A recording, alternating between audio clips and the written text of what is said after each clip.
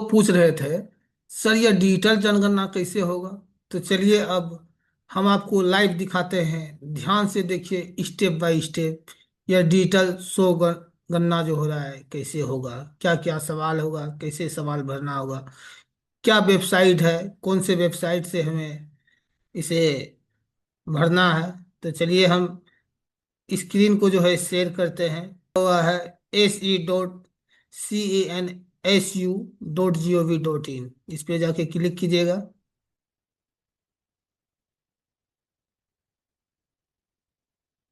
Click करने के बाद देखिए वेबसाइट पे जाइएगा। तो यहाँ पे जो है आपको जो है अपना स्टेट सेलेक्ट करना है। स्टेट को सिलेक्ट कीजिएगा, कैप्चा डालिएगा, वेरीफाई प्रोसेस कीजिएगा। उसके बाद जो है आपको ओटीपी मांगेगा। ओटीपी के बाद जो है इस तरह से जो है आपको क्वेश्चन मिलेगा भरने के लिए। मकान सूची एवं मकान गणना अनुसूची 2027 स्वगणना एसई के लिए पोर्टल या वेबसाइट दिया हुआ है se.cen.sus.gov.in। इसमें दिया हुआ है लाइन संख्या, भवन संख्या, नागरिकता का स्थानीय प्राधिकरण या जनगणना संख्या, जनगणना मकान संख्या, फर्श का बना हुआ है, मिट्टी से बना है, क्या चीज से बना हुआ है आपका, दीवार क्या चीज से है, घास से है, भूसा से है, लकड़ी से है, पत्थर से है, क्या चीज से है, छत आपका किस चीज का बना हुआ है, पक्की ईंट है, पत्थर है, स्लेट है, अन्य कोई चीज है। सातवां प्रश्न आपका है जनगणना मकान के लिए उपयोग का पता लगाएं।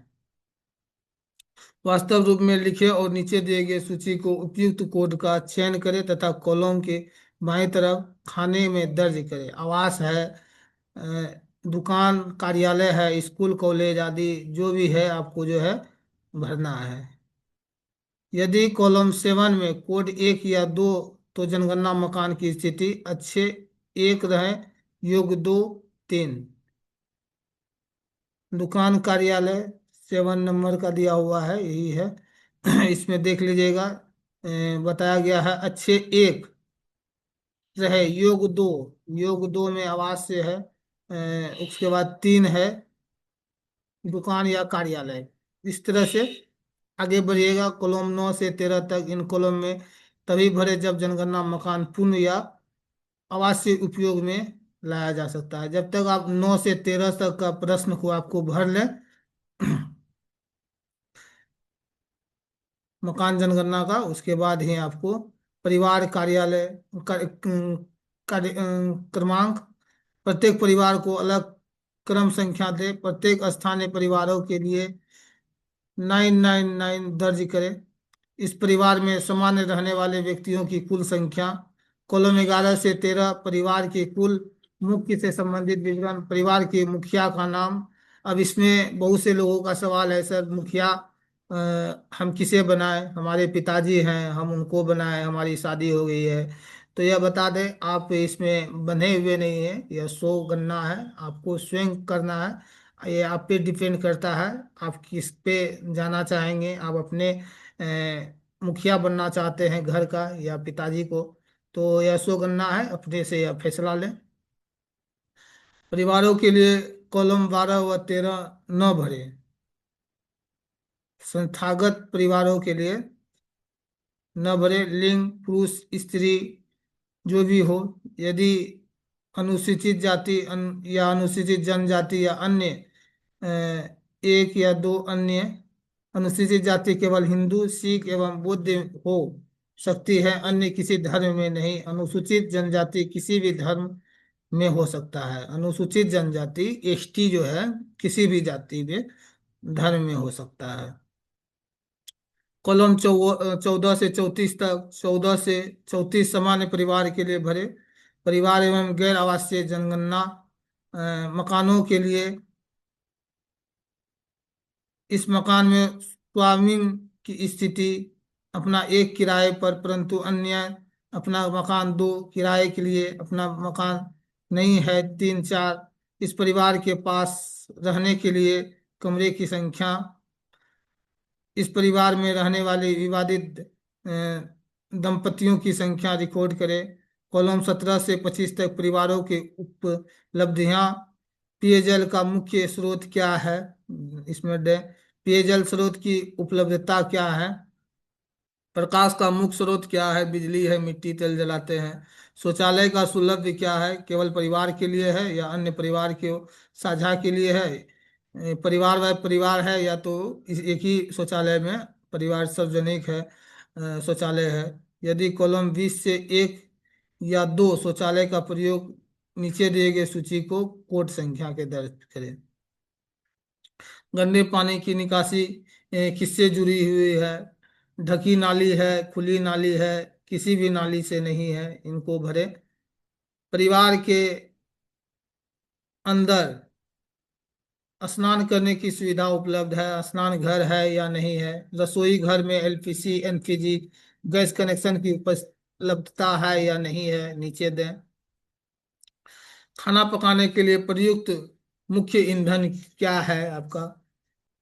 रेडियो ट्रांजैक्शन है, टेलीविजन है, इंटरनेट सुविधा है या नहीं है, लैपटॉप कंप्यूटर है या नहीं है, television, phone, mobile phone, smartphone, नीचे दी गई सूची में कोड दर्ज करें। हाँ, केवल लैंडमार्क। स्मार्टफोन के लिए 2, अन्य बुनियादी मोबाइलों के लिए 3 डाले। दोनों है तो 4, नहीं है तो 5। ऐसे इस तरह से साइकिल और स्कूटर, मोटरसाइकिल, मोपेड, नीचे दी गई सूची पर डाले। साइकिल है तो 1 नंबर, स्कूटर, मोटरसाइकिल, मोपेड है तो 2, दोनों है तो 3, नहीं है तो 4। कार, जीप, हाँ तो 1, नहीं तो 2। परिवार द्वारा उपयोग किए जाने वाले मुख्य अनाज का स्रोत क्या है? चावल है, गेहूं है, ज्वार है, बाजरा है, मक्का है, अन्य कोई? केवल जनगणना संबंधी संपर्क करें। मोबाइल नंबर, पंजीकरण विवरण के स्रोत पे प्राप्त जानकारी। इस तरह से आप स्व जनगणना कर लेंगे तो उसके बाद जो है आपको। अब देख लेते हैं एक बार कौन कौन से राज्य में किस किस डेट में हो रहा है, तो बता दें।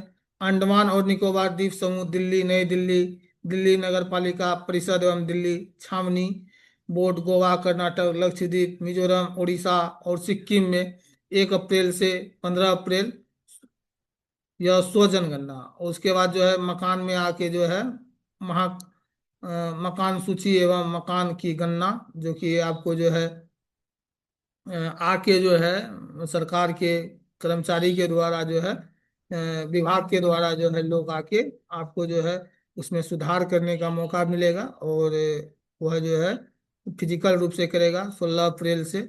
और दादर और नगर हवेली 5 अप्रैल से 19 अप्रैल। और इसकी जो है फिजिकल रूप से 20 से 19 मई तक। उत्तर मध्य प्रदेश, आंध्र प्रदेश, अरुणाचल प्रदेश, चंडीगढ़, छत्तीसगढ़, हरियाणा 16 अप्रैल से 30 अप्रैल तक। और फिजिकल रूप से 1 मई से 30 मई तक। बिहार में 17 अप्रैल से 1 मई तक। और 2 मई से 31 मई तक यह जो है फिजिकल रूप से होगा। और आप लोग स्व जनगणना की जो है डिजिटल रूप से करके रखिए। तेलंगाना 26 अप्रैल से 10 मई तक। पंजाब 30 अप्रैल से 14 मई तक। दिल्ली, दिल्ली नगर निगम, महाराष्ट्र, मेघालय, राजस्थान और झारखंड में 1 मई से 15 मई तक। उत्तर प्रदेश में 7 मई से 21 मई तक। जम्मू कश्मीर, लद्दाख और पुडुचेरी 17 मई से 31 मई तक। हिमाचल प्रदेश 1 जून से 15 जून। केरल और नागालैंड 16 जून से 30 जून। तमिलनाडु और त्रिपुरा 17 जुलाई से 31 जुलाई। असम असम में 2 अगस्त से 16 अगस्त तक। मणिपुर में 17 अगस्त से 31 अगस्त। गुजरात में अवधि सूची किया जाना है। अभी गुजरात में जो है इसकी जो है सूची अभी जारी नहीं किया गया है। और यह सभी स्टेट में भारत के हर कोने कोने में जो है यह स्वगणना होगा। तो आप लोग अपने अपने मोबाइल से जो डिजिटल जानते हैं, जो वेबसाइट चलाना जानते हैं, जो सोशल मीडिया को अच्छी तरह से जानते हैं, तो गणना अपने से कीजिए, अपने आसपास के लोगों को कीजिए।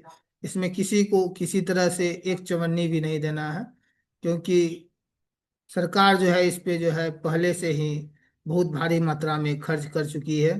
तो यह स्वगणना जो है आप लोग कीजिए, और देश को डिजिटल बनाने के लिए एक कदम आगे आइए। सरकार अगर सोच रही है तो हम लोगों के लिए सोच रही है। किसानों का कुछ सवाल था कि सर हमारे लिए क्यों जरूरी है, तो आइए उनका कुछ सवाल हम लेते हैं। किसानों को क्या फायदा होगा?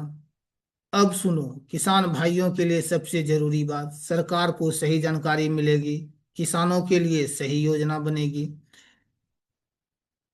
जैसे सब्सिडी, लोन, इंश्योरेंस में मदद मिलेगी। गांव में जरूरत पता चलेगी, गांव की जरूरत पता चलेगी, गांव में क्या क्या नहीं है और क्या क्या चाहिए।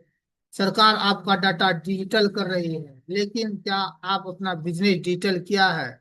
नहीं ना। अगर गूगल पर नहीं है तो नुकसान आपका है। आज का किसान वही जीतेगा जो खेत को साथ साथ डिजिटल भी सीखेगा। अगर आप ऐसे ही लाइव डेमो और सीखना चाहते हैं तो अभी चैनल को सब्सक्राइब करें। सीखिए, समझिए और आगे बढ़िए। मिलेंगे नेक्स्ट वीडियो में। जब तक नहीं मिलते तब तक सीखिए, समझिए और आगे बढ़िए।